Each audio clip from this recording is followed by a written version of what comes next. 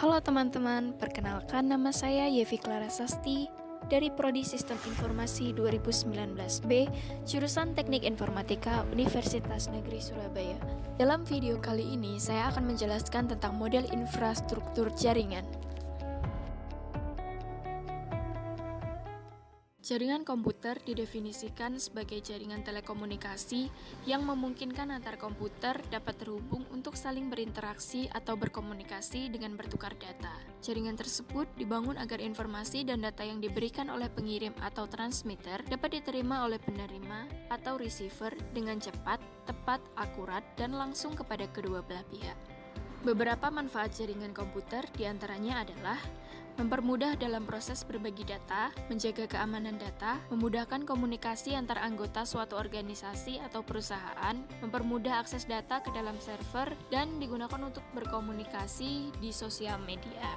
Jaringan komputer sendiri dibagi menjadi dua model, yaitu jaringan terpusat dan terdistribusi.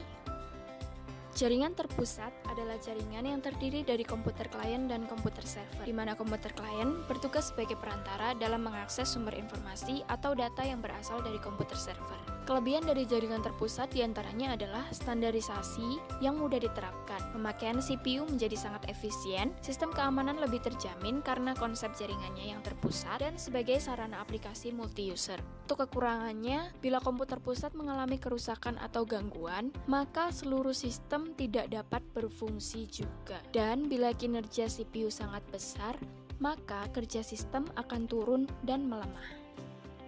Selanjutnya adalah jaringan terdistribusi, yaitu jaringan yang terdiri atas beberapa komputer yang tersebar pada beberapa lokasi yang berbeda dan saling terhubung, sehingga masing-masing komputer mampu melakukan pemrosesan yang serupa secara mandiri dan tetap bisa saling berinteraksi dalam pertukaran data.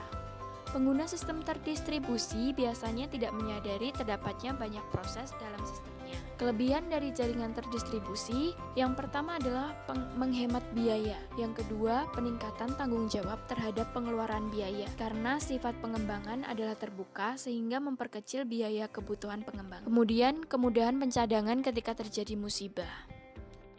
Untuk kekurangannya, yaitu memungkinkan kekacauan kontrol terhadap sistem komputer, ketidaksesuaian dalam menyediakan hardware dan software, standarisasi bisa tidak tercapai, dan akan mengakibatkan tersebarnya pengelolaan informasi. Jaringan berdasarkan cakupan dibagi menjadi 4. Yang pertama adalah PAN atau Personal Area Network. Yang kedua, LAN atau Local Area Network.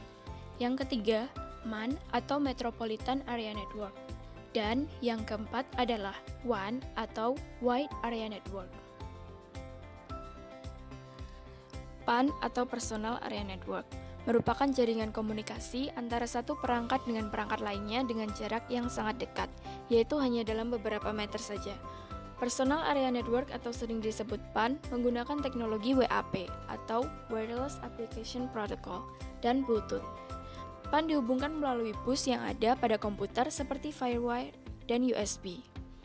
Contoh penggunaan PAN adalah menghubungkan mouse dengan laptop menggunakan Bluetooth, menghubungkan headset dengan laptop menggunakan Bluetooth, dan lainnya. LAN atau Local Area Network menghubungkan perangkat jaringan dalam jarak yang relatif pendek. Biasanya digunakan untuk gedung sekolah, kantor, atau rumah. Jaringan LAN ini cenderung menggunakan konektivitas tertentu, terutama Ethernet dan token ring. MAN atau Metropolitan Area Network adalah konsep yang menghubungkan jaringan antar kota. Jika penggunaan LAN sudah tidak memungkinkan untuk membangun jaringan, maka jaringan MAN akan digunakan. Karena cakupannya lebih besar dari LAN, maka MAN menggunakan perangkat khusus dan memerlukan operator telekomunikasi yang bertugas sebagai penghubung antar jaringan komputer. Selanjutnya adalah WAN atau Wide Area Network, yang merupakan konsep yang menghubungkan perangkat jaringan komputer dengan cakupan wilayah yang sangat luas dan menggunakan peralatan super canggih apabila dibandingkan dengan MAN dan LAN. Jaringan ini biasanya digunakan untuk menghubungkan suatu jaringan dari negara satu dengan negara lainnya, atau bahkan bisa juga menghubungkan antar benua. Salah satu contohnya adalah internet. Selanjutnya adalah pembagian jaringan berdasarkan aksesnya. Dibagi menjadi dua, yaitu internet dan intranet. Internet adalah sebuah jaringan yang menghubungkan komputer satu sama lain dan menggunakan standar sistem global TCP atau IP sebagai protokol pertukaran, sehingga kita bisa saling berkomunikasi, berinteraksi, dan saling bertukar informasi meski dalam jarak jauh. Yang kedua adalah intranet, yaitu jaringan pribadi atau private network yang menggunakan internet untuk saling berbagi dan bertukar informasi di dalam jaringan lokal. Contohnya adalah perusahaan, kantor, sekolah, universitas, dan lain-lain. Internet juga termasuk ke dalam salah satu jaringan LAN atau Local Area Network yang hanya bisa mencakup wilayah kecil. Beberapa perbedaan internet dan intranet. Untuk internet, jaringannya sangat luas, bahkan sampai ke tahap internasional. Memiliki jaringan yang kuat, perkembangannya sangat pesat, dan bisa diakses kapan saja dan di mana saja.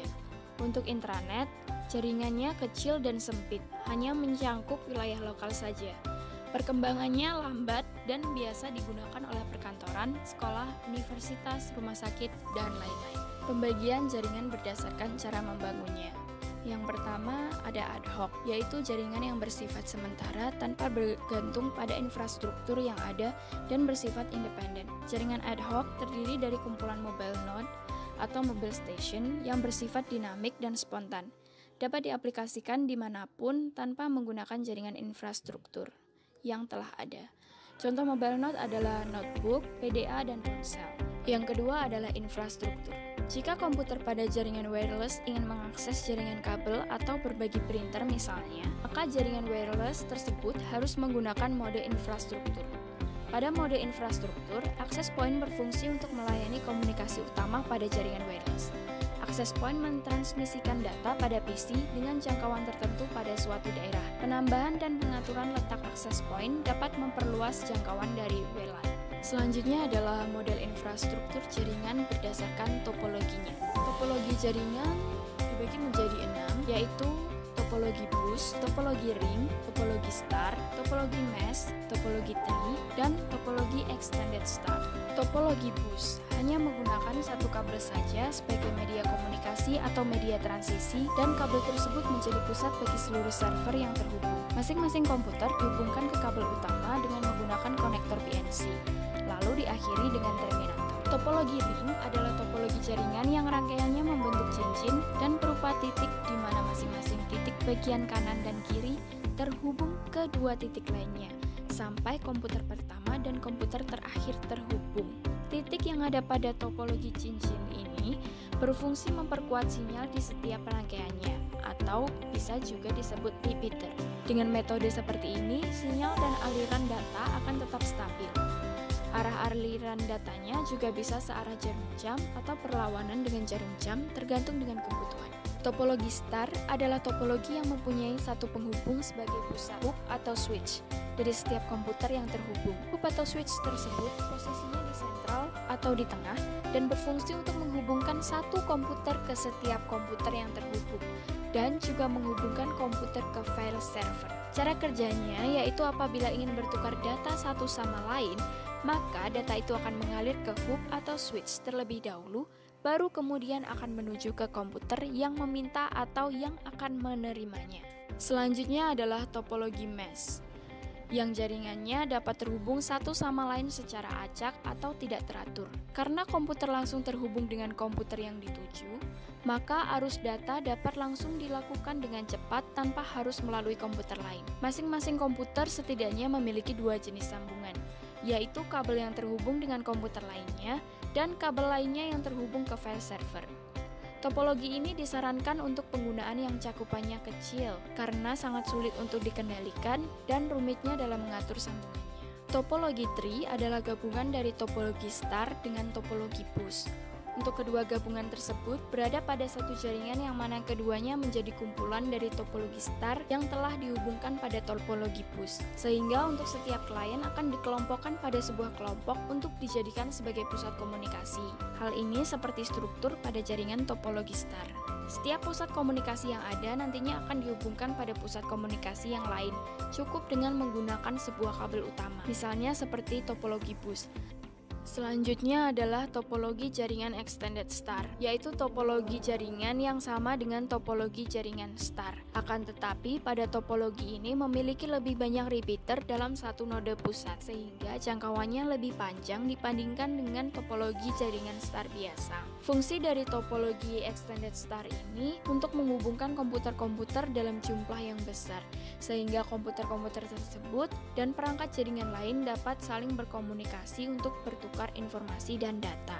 Kemudian pembagian jaringan berdasarkan penggunaan kabel dibagi menjadi dua. Yang pertama ada jaringan kabel atau wired network dan jaringan nirkabel atau wireless network. Jaringan kabel atau wired network adalah sebuah jaringan yang berfungsi untuk satu komputer dengan komputer lain. Diperlukan penghubung berupa kabel jaringan. Kabel jaringan ini berfungsi dalam mengirim informasi dalam bentuk sinyal listrik atau komputer jaringan. Kelebihan dari jaringan kabel ini diantaranya adalah harganya relatif murah, tingkat keamanannya relatif tinggi, performa atau stabilitas jaringan dan bandwidth lebih tinggi dan lancar. Untuk kekurangannya, yang pertama adalah kurangnya kerapian karena kabelnya berantakan. Yang kedua, jangkauan dan akses klien terbatas. Yang ketiga, susah jika ada perluasan jaringan. Yang keempat, wired LAN harus ditempatkan di tempat yang aman. Dan security pada wired LAN akan hilang pada saat kabel jaringan dipotong atau terputus.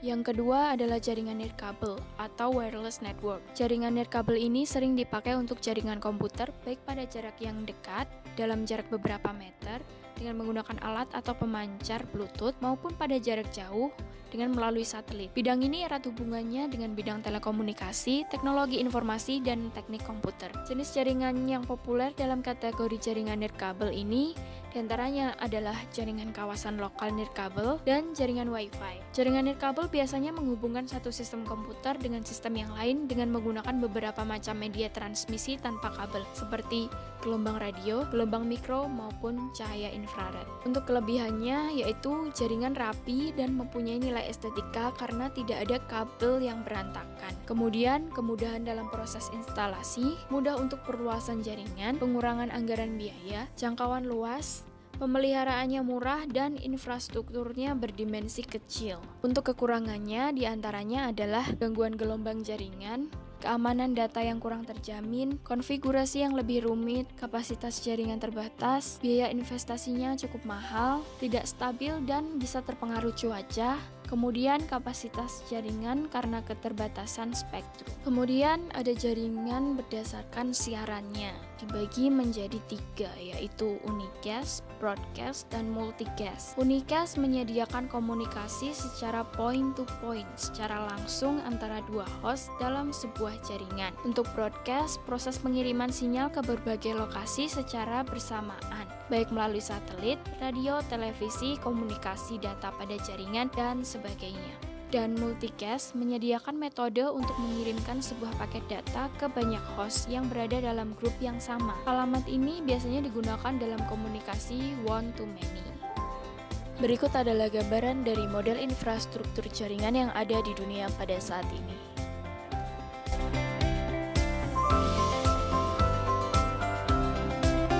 Sekian video penjelasan dari saya, semoga berguna untuk kita semua. Terima kasih.